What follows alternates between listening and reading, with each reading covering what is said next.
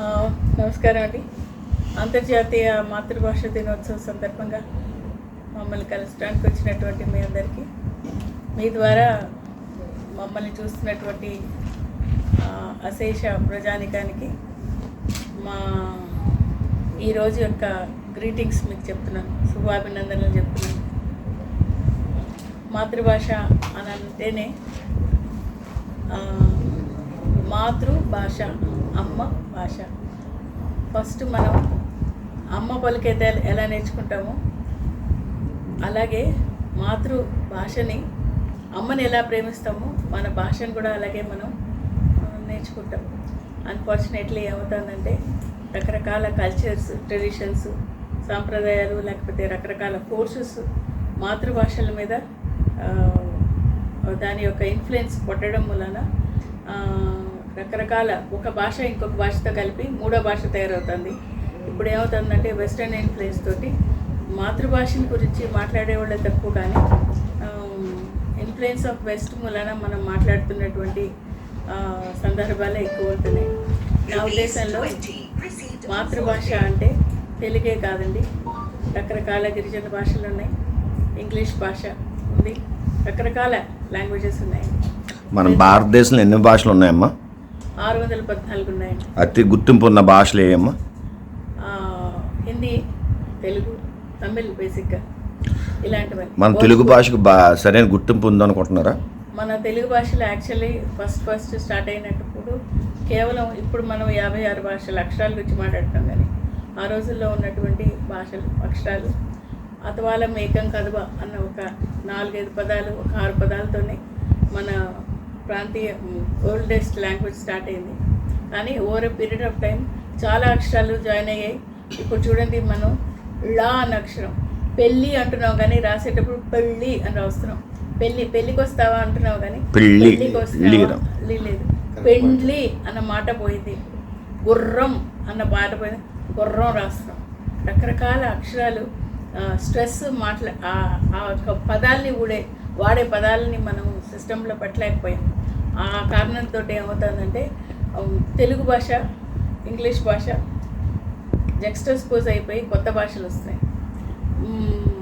అలా కాకుండా ఏంటంటే తెలుగు భాషనే మనం మాతృభాష కాదు, తెలుగు వాళ్ళకి తెలుగు భాష మాతృభాష, హిందీ వాళ్ళకి హిందీ భాష వాళ్ళ మాతృభాష, ట్రైబల్స్కి ట్రైబల్ భాష మాతృభాష. కాబట్టి ప్రతి ఒక్కరు, ఇప్పుడు జపాన్లో ఒక సిస్టమ్ ఉంది, వారంలో ఉన్న 6 రోజుల్లో 4 రోజులు వాళ్ళు ఎంప్లాయ్మెంట్లో వాటిలో ఇట్లో ఇంగ్లీషు, హిందీ, వాళ్ళకి ఏం భాష, జాపనీస్ లాంగ్వేజ్ ఏదో మాట్లాడతారు, ఇంగ్లీషు, జర్మన్ మాట్లాడతారు. ఒక్క రోజుని కేటాయించుకుంటారు లాస్ట్ వర్కింగ్ డే రోజు. అది ఆ రోజు వాళ్ళకి ట్రెడిషనల్ డే అనమాట. వాళ్ళ భాషనే వాళ్ళు మాట్లాడతారు, వాళ్ళ డ్రెస్సే వాళ్ళు వేసుకుంటారు, వాళ్ళ ఫుడే వాళ్ళు తింటారు. అలాంటి సంస్కృతి సాంప్రదాయాలు వాళ్ళకు ఉన్నాయి. అలాంటి సంస్కృతి సంప్రదాయం ఉన్న నేషన్ కాబట్టి వాళ్ళకి ఏమవుతుందంటే ఎన్నిసార్లు వాళ్ళల్లో రకాలైనటువంటి ఎర్త్క్వేక్స్ కానీ ఇంకోటి వస్తున్నా కూడా వాళ్ళు కల్చర్ని, ట్రెడిషన్ని పట్టుకొమ్మలుగా పట్టుకున్నారు. కాబట్టి ఎన్ని ఎక్స్టర్నల్ ఫోర్సెస్ వచ్చినా వాళ్ళు విత్స్టాండ్ అయ్యి మళ్ళీ యూనిఫైయింగ్ ఫోర్స్గా నిలబడగలుగుతున్నారు. అమ్మ, ప్రపంచ భాషల్లో 20 కోట్ల మంది మన తెలుగు భాష మాట్లాడేవాళ్ళు ఉన్నారు. వాళ్ళ గురించి కొద్దిగా మీరు ఒక స్లోగన్ ఇవ్వగలిగితే కనుక మన తెలుగు వారికి అందరికీ కొద్దిగా ఇది ఉంటుందని మీరు ఒక మంచి దాని గురించి. నాకు తెలుగు భాష గురించి మాట్లాడాలంటే ఇలాంటి వాళ్ళు మాట్లాడచ్చు. కేవలం నేను కూడా మీలాగే వాడుక భాషకి వ్యవహారం పెట్టగలనే తప్ప ఇలాంటి వాళ్ళ పక్కన నేను మాట్లాడలేదు. తిను డాక్టర్ జయలక్ష్మి గారు, తను నండూరి కృష్ణమాచార్యులు గారి కోడలు గారు, ఆయన భాష అధికారి, భాషకి ఆయన హీ వాజ్ చైర్మన్ కదా, అఫీషియల్ లాంగ్వేజ్. అమ్మ, మీ దేవురమ్మా? విశాఖపట్నంలో ప్రస్తుతం నివాసం. ఇప్పుడు మన తెలుగు భాష మీద మీ అభిప్రాయం ఏంటి? తెలుగు బతుకుందనా పోయిందనా ఏం చెప్తున్నారు? మీ సాంప్రదాయ ప్రకారం 6 ఇల్లు, అత్తగారు, మామ, అప్పుడు మేడం గారు చెప్పారు చాలా విషయాలు, అలా మీరేనా చెప్తే? కలవారి కోడలు కలికి కామాక్షి దగ్గర నుంచి మనం అందరికీ తెలుగు భాష ఎప్పటికీ కూడాను నిలబడి ఉంటుంది. అది అంతరించిపోవటం లేదు, కానీ దానికి భాషకి సరైనటువంటి ప్రాముఖ్యత రావట్లేదు. ఎందుకంటే అందరికీ తెలిసినటువంటి విషయమే తల్లి భాష.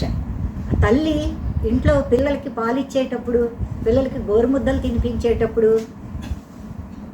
ఉపయోగించేటువంటి పదాలే పిల్లలు మొదటిగా నేర్చుకుంటారు. తండ్రి ఉపయోగించేటువంటి పదాలే ముందుగా నేర్చుకుంటారు. అక్క చెల్లెళ్ళు అన్నదమ్ములు ఉపయోగించే పదాలే మొదటిగా నేర్చుకుంటారు. అక్కడే కరువైపోతూ ఉంది. సో మనము ఆ తర్వాత జనరేషన్కి వచ్చే టైంకి మనం ఇవ్వలేకపోతాం. ముందుగా మనమందరం మాట్లాడేటప్పుడు భాషని పెద్దవాళ్ళుగా మాట్లాడేటప్పుడు మనం వీలైనంత వరకు తెలుగు పదాలను ఉపయోగించాలి.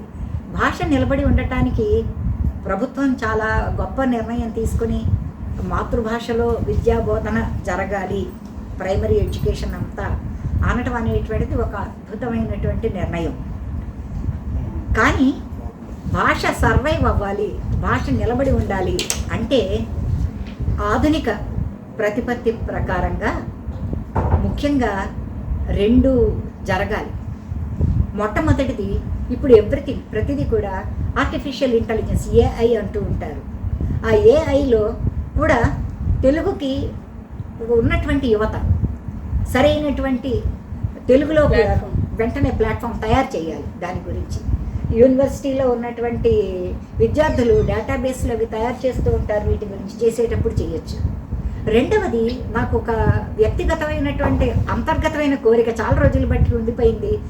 2 రోజులుగా మేడం గారు పదవి స్వీకారం చేసినప్పటి నుంచి కూడా నిన్నటి నుంచి నా మనసులో నలుగుతుంది. ఇంకా ఆవిడకి కూడా నేను చెప్పలేదు. నేను ఎప్పుడు అనుకునేదాన్ని హిందీ భాషకి మేమందరం కూడా మేము హిందీని స్కూల్లో 3rd లాంగ్వేజ్గా చదువుకున్నప్పటికీ, విజయవాడలో చదువుకున్నాను నేను, మేమందరం కలిపి చదువుకున్న టైంలో ఏం చేసేవాళ్ళం, హిందీ వేరే ఎగ్జామ్స్ రాసేవాళ్ళం, ప్రాథమిక మాధ్యమిక, మీకు అందరికీ తెలుసు ఉత్తరం. అదేవిధంగా తెలుగు భాషకి ఎందుకని లేవు? అది చేయగలిగింది ఇదివరకు నాకు పొట్టి శ్రీరాములు, అదే తెలుగు యూనివర్సిటీ, ఇది కూడా ఆదికవి నన్నయ్య తెలుగు యూనివర్సిటీ. ఇది ఇక్కడ ముఖ్యంగా తెలుగు భాషకి ప్రాధాన్యం. ఎందుకంటే ఆదికవి వాగ్గేయకారుడు, శాసనుడు ఆయన. అందుకని ఈ తెలుగు యూనివర్సిటీ వాళ్ళు ఒక ప్రాజెక్ట్ స్టార్ట్ చేయాలి, అఫీషియల్గా ఎగ్జామ్స్ కండక్ట్ చేయాలి, చేసి సర్టిఫికెట్ ఇవ్వాలి. So certificate, authentic